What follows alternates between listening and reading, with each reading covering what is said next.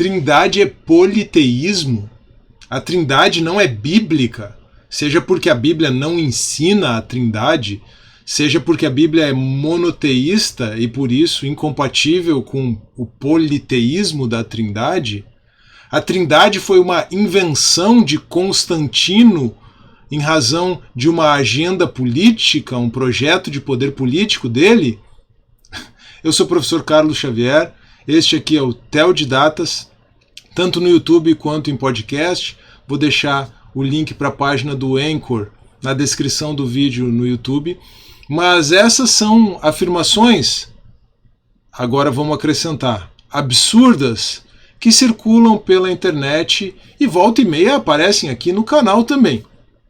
Teve alguém comentando num vídeo recente, no vídeo que eu fiz sobre o livro A Trindade, as Escrituras e a Função do Teólogo, do Kevin Van Hooser, teve alguém comentando que a Trindade é politeísmo. E politeísmo é claramente refutado pela Bíblia, que é monoteísta.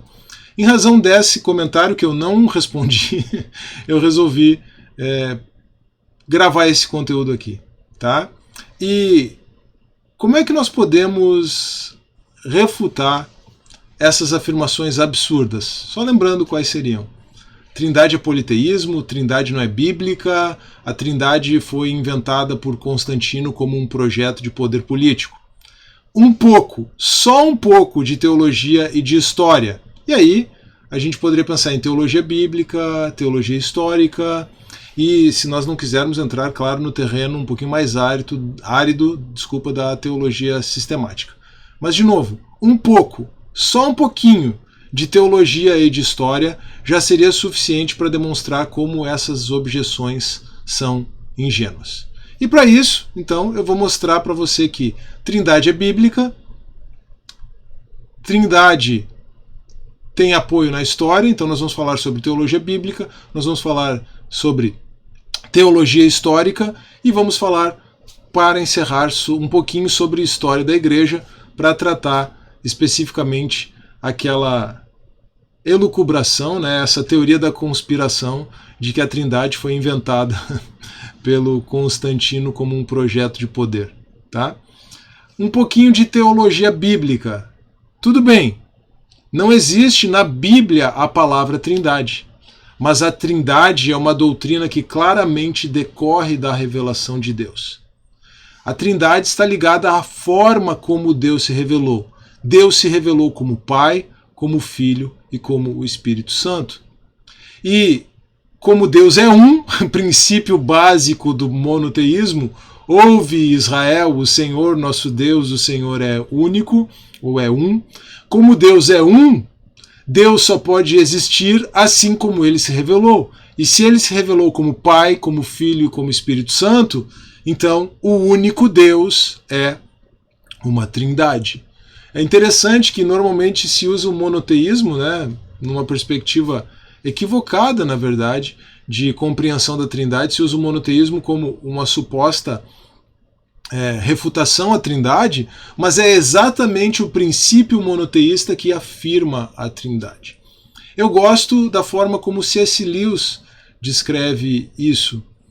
No Cristianismo Puro e Simples, o C.S. Lewis conta a história, você vai conhecer porque é a história da narrativa do Novo Testamento, conta a história de alguns judeus que, por serem judeus, sabiam que existia um único Deus criador de todas as coisas e que, num determinado momento, um homem apareceu afirmando ser o Filho de Deus, realizando milagres, fazendo-se igual a Deus e sendo morto diante dos seus olhos, mas também ressuscitando. E a ressurreição dele, em particular, significa a ressurreição de Jesus, significa o cumprimento das profecias messiânicas a respeito dele e significa, então, uma confirmação da sua divindade nesse sentido. Depois de pouco tempo, esse Jesus que ressuscitou foi assunto aos céus e mais alguns dias, aquele Deus que eles apenas conheciam por ouvir falar, em razão de serem judeus, aquele Deus que havia sido demonstrado para eles de forma inimaginável, de forma única, pelo homem Jesus Cristo, o homem esse que morreu e ressuscitou, aquele Deus passou a atuar dentro deles, mudando a vida deles e realizando milagres por intermédio deles. Eis o Pai, o Filho e o Espírito Santo. Então, como eu mencionei, a Trindade, ela decorre da revelação divina. E mais do que isso, mais do que da revelação na história e da revelação escrita de Deus, a Trindade decorre da revelação divina no sentido de que o único Deus que pode se relacionar com o ser humano, porque veio até nós em razão do nosso pecado, morreu por nós no nosso lugar, o único Deus que pode se relacionar conosco no sentido de estar dentro de nós agindo por meio do seu Espírito Santo é a Trindade, o Pai, o Filho e o Espírito Santo. Mas, para eliminarmos a equivocada percepção de que Trindade seria politeísmo, e doutrina da Trindade é uma coisa, triteísmo é outra, triteísmo seria uma forma simples de politeísmo, né? Uma forma simples não, né? Porque a mais simples seria um biteísmo, mas com 3 deuses você teria um triteísmo, um politeísmo simplificado. Basta que nós olhemos um pouco para a história no sentido de teologia histórica, né? No sentido de toda a especulação da patrística, todos os esforços especulativos da teologia patrística para demonstrar como a salvação em Jesus não é contrária à perspectiva monoteísta. E para que nós sejamos salvos por Jesus, a divindade de Jesus é necessária. E aqui tem toda a especulação em torno da dupla natureza de Cristo, né? E, claro, existe um refinamento terminológico e teológico próprio da patrística, é uma questão datada, mas a sua consideração é importante para nós compreendermos e avançarmos no estudo dessa questão teológica tão importante que é a Trindade.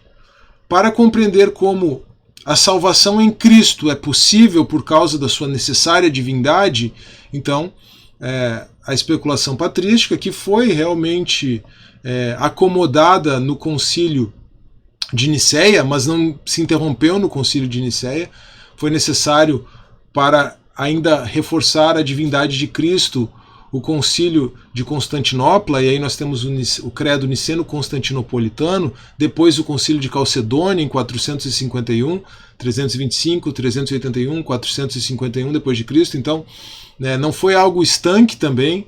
Nesse sentido, nós percebemos que se foi um projeto de poder e uma vitória do Constantino, foi muito fraca.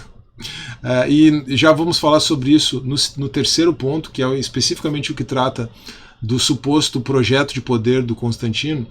Mas a forma como a patrística, então, foi acomodando e resolvendo essas ideias é a seguinte: um único Deus, uma única essência divina, uma única natureza em 3 pessoas ou 3 hipóstases. Então, não são 3 deuses, mas um único Deus em 3 pessoas. E não é apenas uma pessoa que se apresenta em 3 modos, são 3 pessoas. Então, nós temos que realmente nos apegar a essa compreensão. Um único Deus, monoteísmo, uma essência divina em 3 pessoas, 3 pessoas que são o único Deus, que refletem a única natureza divina, que compartilham da mesma essência divina. E aí, com isso, nós conseguimos fugir dos 2 extremos. O extremo do triteísmo, né? Trindade não é politeísmo, mas também o extremo do modalismo. O modalismo afirma um único Deus se manifestando em 3 modos. A Trindade tem a ver com a manifestação e com a revelação de Deus, mas Deus se revela assim como Ele é. Se Deus se revelou em 3 pessoas, é porque Ele tem na sua própria constituição 3 pessoas. Ele é 3 pessoas, sendo o único Deus. Bom, a teoria da conspiração é resolvida no nosso terceiro ponto aqui. a partir de um exame simples de história da Igreja. Tá? De fato, o Constantino convocou o Concílio de Nicéia em razão da controvérsia ariana. Haviam os seguidores de Ário afirmando que Jesus não era divino, mas era a mais excelente das criaturas. Jesus foi criado por Deus, ou o Filho foi criado, ainda que ele tivesse algum status de divindade. A questão era bastante e intencionalmente ambígua e confusa na terminologia ariana, tá? Mas havia a doutrina dos arianos e realmente os arianos foram derrotados no Concílio de Nicéia. A doutrina ariana foi anatematizada. A doutrina ariana foi anatematizada, mas veja que interessante. Logo em seguida, os arianos recuperaram a influência política sobre Constantino. Tá? Inclusive, antes de morrer, Constantino foi batizado por Eusébio da Nicomédia, um bispo ariano.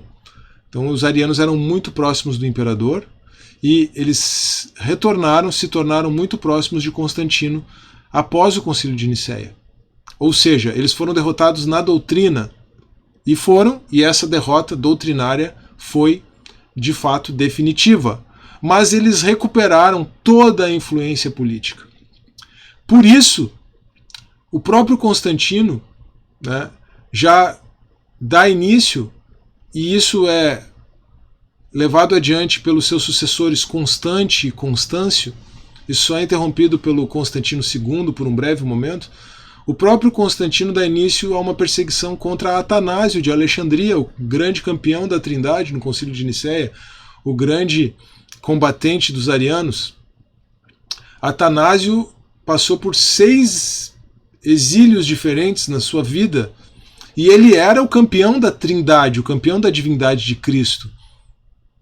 Foi, mesmo muito jovem, em Nicéia e continuou sendo um ferrenho defensor da ortodoxia cristã.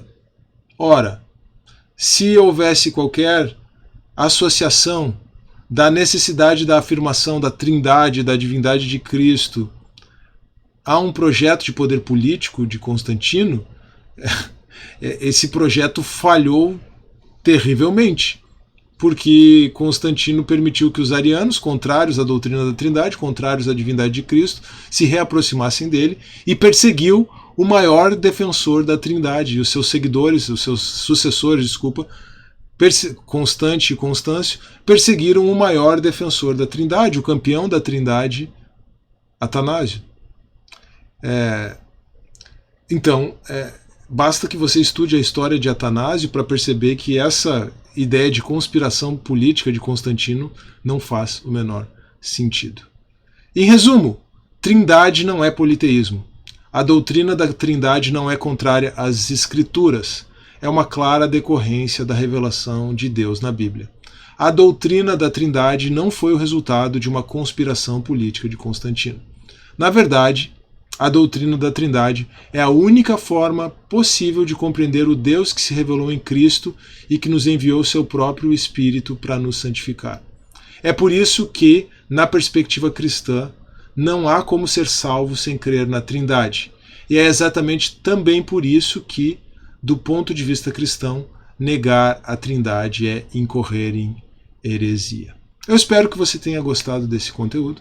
Eu espero que você, caso tenha alguma dúvida a respeito da biblicidade da Trindade, da compatibilidade da Trindade com o monoteísmo bíblico e do fato de que a Trindade não tem nada a ver com uma conspiração política. Então, se você tivesse dúvida a respeito de qualquer um desses temas, eu espero que esse vídeo tenha contribuído para o seu crescimento na compreensão desses assuntos, no crescimento da compreensão desse tema tão central e tão vital à fé cristã, que é a Trindade.